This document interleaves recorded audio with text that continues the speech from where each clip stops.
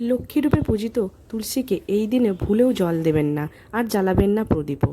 নমস্কার বন্ধুরা, অ্যাস্ট্রোমিথ বাংলা চ্যানেলে আপনাদের সবাইকে স্বাগত। আপনি যদি নিয়মিত তুলসী গাছের পুজো করেন তবে অবশ্যই আপনাকে জানতে হবে এই গাছে জল দেওয়ার আর প্রদীপ জ্বালানোর নিয়ম। তুলসী গাছকে অত্যন্ত পবিত্র বলে মনে করা হয় হিন্দু ধর্মে।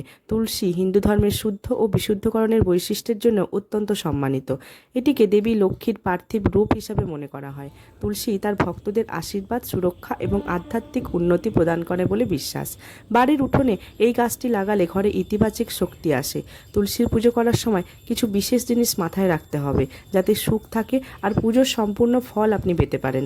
একই সঙ্গে তুলসী গাছের গোড়ায় নিয়মিত জল নিবেদন ও তুলসী গাছের গোড়ায় প্রদীপ জ্বালানো সমৃদ্ধির দরজা খুলে দেয়, সংসারে আর্থিক লাভও বয়ে আনে।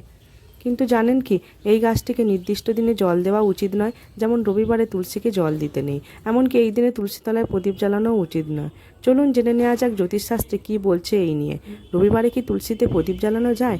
এটা বিশ্বাস করা হয় যে তুলসী মাতা রবিবার ভগবান বিষ্ণুর জন্য নির্জলা উপবাস পালন করেন, তাই এই দিনে জল নিবেদন করলে তার উপবাস ভেঙে যায়, তিনি রুষ্ট হন, আপনার পুজোর সম্পূর্ণ ফল পাবেন না আপনি। এই দিনে তুলসী তলাতে প্রদীপ জ্বালাতেও বারণ করা হয়। বিশ্বাস করা হয় যে রবিবার তুলসীর পুজো করা উচিত নয়।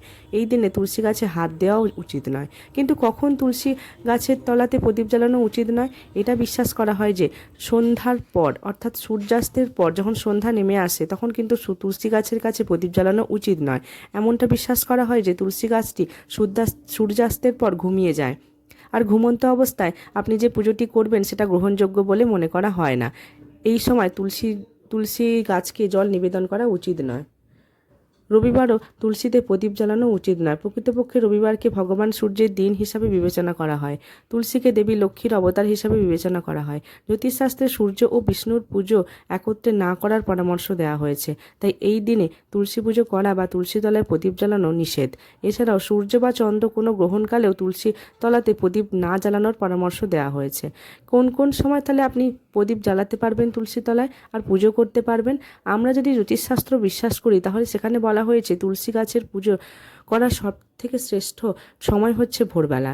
এই সময় এই গাছের তলায় প্রদীপ জ্বালালে খুব শুভ মনে করা হয়। সূর্যাস্তের আগে তুলসী গাছের তলায় প্রদীপ জ্বালুন, এই সময়তে পুজো করুন।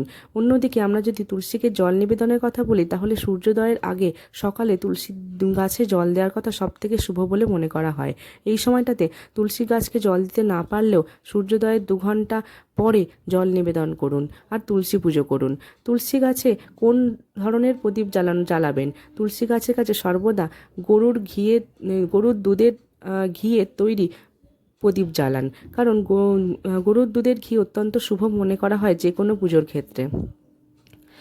তুলসী গাছের কাছে ঘিয়ের প্রদীপ জ্বালালে পুজোর সম্পূর্ণ ফল পাবেন আর ভগবান বিষ্ণুর আশীর্বাদও বজায় থাকে। কোন দিনে তুলসী দেবীকে জল নিবেদন করা উচিত নয়?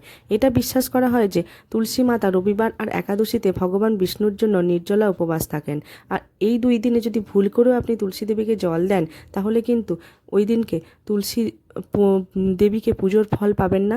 দেবী লক্ষ্মীর সাথে সাথে ভগবান বিষ্ণুও আপনার উপর ক্রুদ্ধ হতে পারেন। তাই আপনার বাড়িতে যদি তুলসী গাছ থাকে তাহলে তুলসী পুজো করার সময় ওইখানে উল্লেখিত বিষয়গুলি অবশ্যই মাথায় রাখবেন। ধন্যবাদ।